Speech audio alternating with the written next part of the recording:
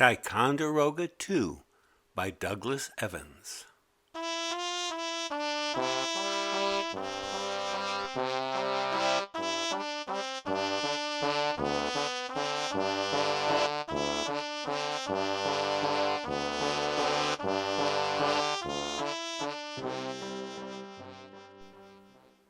Please take out a pencil and paper class, the tall teacher called out.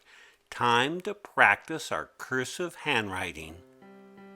In the back row by the window, Mimi opened her desk. She took out a yellow pencil pitted with nibble marks. She cocked the paper on her desktop to the correct handwriting angle. She planted her feet flat on the floor and placed her left arm in the correct handwriting position. Finally, she stuck the pencil in her knee sock, where it would be easy to reach when she needed to write. The teacher leaned against the whiteboard. Today we will write tall loops, class, he said. The cursive letters F and K have tall loops, and a tall loop by itself is an L. His hand swooped up, down, writing a row of tall loops across the whiteboard. Now you try. Write 3 lines of tall loops. Remember to use the correct handwriting posture and correct pencil grip. This looks like fun, said Mimi. Cursive writing is a lot like doodling. She bent her back slightly. Her shoulders faced the desk squarely. She was now ready to write, except for one thing. Where's my pencil, she said. What happened to that thing? She checked the groove at the top of her desktop. Empty.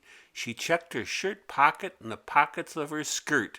Not there either. She looked under her desk and under her neighbor's desk. It just disappeared, she said. It vanished into thin air.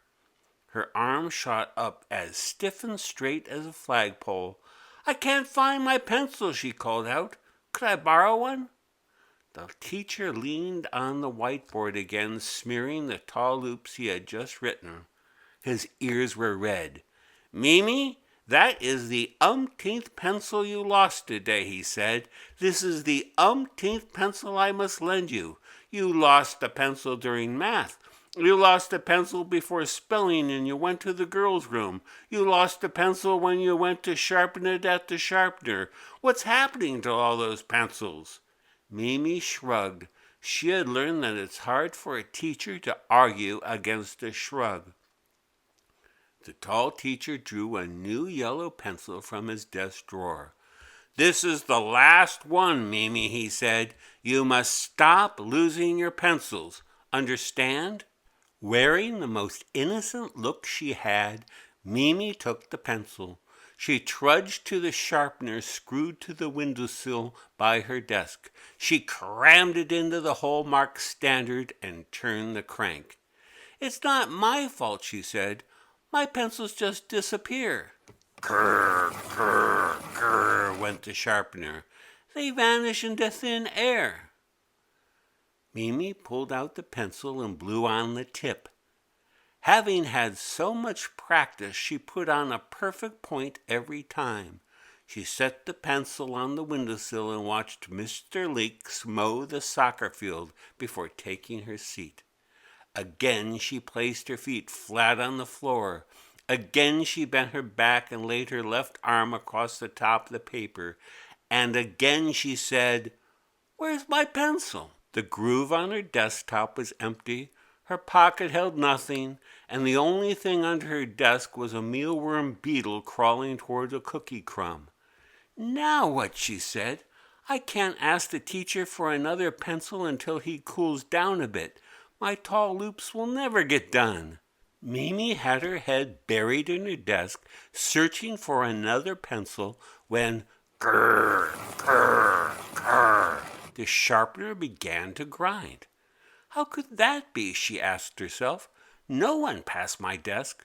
She sat up straight and looked toward the window. What she saw at the sharpener was so curious she didn't know whether to laugh or to shout. The thing, one could hardly call it a creature, was as tall as a pencil and as thin as a pencil. It had a six-sided banana yellow body like a pencil.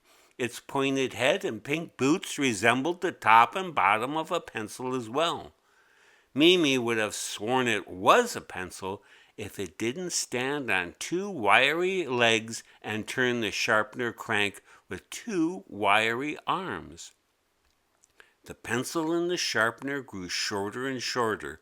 When it disappeared altogether, the thing unsnapped the shavings holder and emptied the contents into a sack by its side.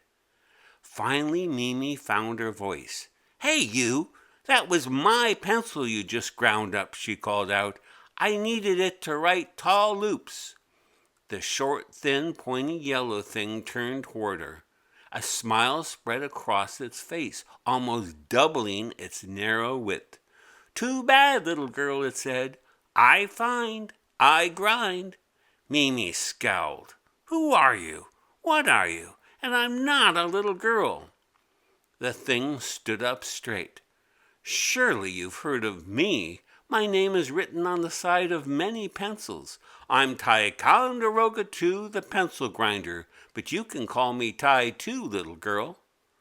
"Well, Ti too," Mimi said, "just what are you doing in my classroom? And why did you grind up my pencil? And I'm not a little girl." The thing pulled a candy cane striped pencil from behind the globe. It inserted it into the sharpener and resumed grinding. "What the pencil grinder finds, it grinds," it repeated. "And thanks to you, little girl, this classroom is a bonanza for lost pencils. I find them all over this place. Inside books, behind the aquarium, in the wastebasket, under chairs, up in the lights, and stuck in chalk erasers." "But why grind them up?" Mimi asked. "What good are pencil shavings?" "Once I sort them, shavings are worth their weight in gold," the thing replied. "The lower grade shavings I sell to playground makers, who press them flat with giant steamrollers. That's how the surfaces of school playgrounds are made. But the choicest shavings I sell to the great chefs of Pennsylvania." "The chefs of Pennsylvania!" Mimi exclaimed. "Whatever for?" Ti too kissed the ends of his fingers. "The chefs of Pennsylvania use my grade A shavings in their exquisite cuisine, little girl. Mmm. Ever have pencil shaving stew? Delicious. Pencil shavings and pasta? Delectable. Or have you tried the favorite drink of Pennsylvanians? Pencil shaving tea? Delightful." Mimi wrinkled her nose and said, "Whatever." Having ground up the candy cane striped pencil, Ti too again unloaded the shavings into his sack. Next, the thing stuck a yellow pencil pocked with nibble marks into the sharpener. "And look at this beauty I found inside a knee sock," it said. "The chefs of Pennsylvania can make pencil shaving cupcakes, enough birthday treats for an entire class after I grind this baby up." Mimi stood and snatched the pencil out of the hole. "That's another of my pencils, thank you very much," she said. "Now go away, pencil grinder. I have rows of loopy L's to write." "Don't get cranky, little girl," Ti too said. "I'm just doing my job. Kids grow taller and pencils grow shorter. That's a fact of life. But now that I'm fresh out of pencils, I think I'll take a nap. Tomorrow I'll get back to the old grind. By then there'll be lots more pencils around the classroom for me to find and grind. Nighty-night." With that, the short, thin, pointy yellow thing lay on the windowsill. If Mimi hadn't known better, she would have mistaken it for an ordinary pencil. First thing the next morning, Mimi stood at the pencil sharpener. She put 3 perfect points on 3 special pencils. Each one had her name engraved on the side in golden letters. "Time for cursive handwriting, class," called the tall teacher. "Today we will practice short poles. 1 short pole makes an I, 2 a U, and 3 a W. Up, down went his hand across the whiteboard. Now it's your turn. Please write 3 rows of short poles. Feet flat, back bent, shoulders squared, left hand in position. Mimi reached for her pencil. She was sure she had put it in the desktop groove, but it was gone. She had barely begun to look for it when, grr, grr, grr, the grinding began. "Good morning, little girl," Tai-Tu called from the windowsill. "I found this splendid pencil on the floor, so I thought I'd get the lead out and crank up the sharpener." Mimi's heart sank. She watched her personalized pencil disappear. I know," she said through her teeth. "You find, you grind." She took out a second pencil and started writing short poles. When she finished, she so carefully placed the pencil in her shirt pocket. Afterward, when she went to PE, she made sure to put it in the pencil box inside her desk. Unfortunately, during reading, she took the pencil to the reading table with her and left it there. In no time, grrr, grrr, Tai-Tu was grinding it to shavings. "They'll be feasting on pencil shaving pizza tonight in Pennsylvania, little girl," it called out. Mimi slapped her forehead. "How could I have been so careless?" she said. "What I need is something to remind me not to leave my pencil around the room." She found a rubber band in her desk and put it on her wrist. Whenever she saw the rubber band, she'd think of the pencil. Just to make sure, she stuck a Band-Aid on the back of her hand to remind her what the rubber band was for, and wrapped masking tape around her finger to remind her why she wore the Band-Aid. "I will not lose my last pencil," she vowed. Meanwhile, after emptying the shavings into the sack, Tai-Tu hopped off the shelf in search of more pencils. It checked behind the computer, under the butterfly cage, and inside the coat closet. No one except Mimi seemed to notice the yellow thing. While she watched it scurry around the room, a plan entered her head. She told herself, "Yesterday, when the pencil grinder ran out of pencils to grind, it took a nap. Maybe if I keep it from finding more pencils today, it will do the same thing." At that moment, Tai-Tu shot toward a pencil by the sink. Mimi lurched from her seat. She pounced on it seconds before the thing got there. "One less pencil for you, Mr. Ticonderoga," she said. "Perhaps you might be getting a little sleepy with no work to do."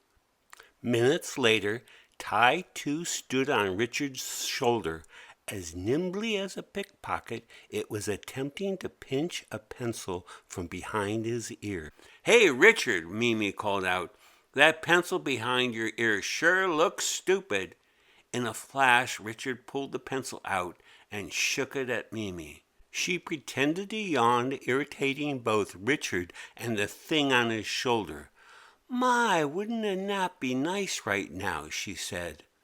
Finally, after Mimi had recovered 4 more pencils, including one left by the tall teacher in the chalk tray, Tai-Tu returned to the windowsill.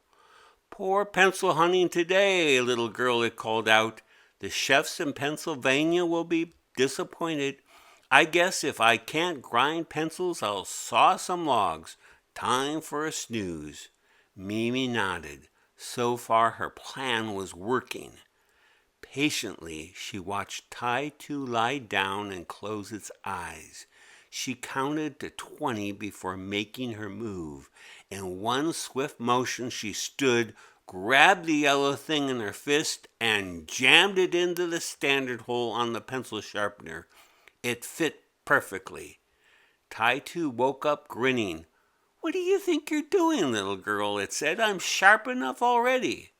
Her jaw set, Mimi turned the crank. Grrr, grrr, grrr. The yellow thing giggled. Okay, I think you made your point, little girl. Now get me out of this hole. That grinding tickles. Grrr, grrr. Mimi, with a fierce look in her eye, continued to crank. Really, little girl, said Tai-Tu. Now I'm only 2 inches tall. How embarrassing. My friends will call me Stubby. And I have lots of friends, little girl. Ticonderoga 2.5, 3 and 4 to name a few. So don't assume by turning me into shavings you can start being careless with your pencils again. Oh no, little girl, my friends love looking for lost pencils as much as I do. At this point, only Tai-Tu's pink boots stuck out of the sharpener. Muttering, Mimi made one last slow turn of the crank. So long, Leadhead, and I'm not a little girl. She emptied the shavings not into the wastebasket, but into a baggie in her backpack. After sitting down, she picked up her last engraved pencil. She tapped it on her desktop. Okay, all you pencil grinders, wherever you are, she said, just try getting this pencil away from me. And as for you, Ticonderoga 2, I'm taking you outside and sprinkling you on the playground. By the end of recess, you'll be mashed into the playground surface along with the other low-grade pencil shavings. No, Tai-Tu, I don't think you're good enough for the chefs of Pennsylvania.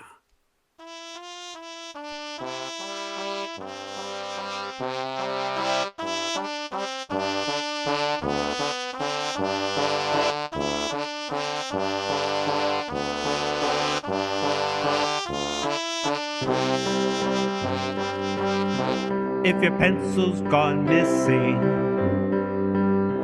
here's what you can do. Blame another classroom creature named Ticonderoga 2. He's a skinny, tall fellow with a pointy lead head. He's all school bus yellow, and here's what he said. I find and I grind and I'm saving all the shavings for the chefs of Pennsylvania. B.A. Cooks is what I mean for the folks of Pennsylvania. Love pencil shaving cuisine. He'll find them on windowsills and by the coat hooks. He'll find them up in the lights and inside reading books. If he grinds up your pencils, he'll dump the shavings in a sack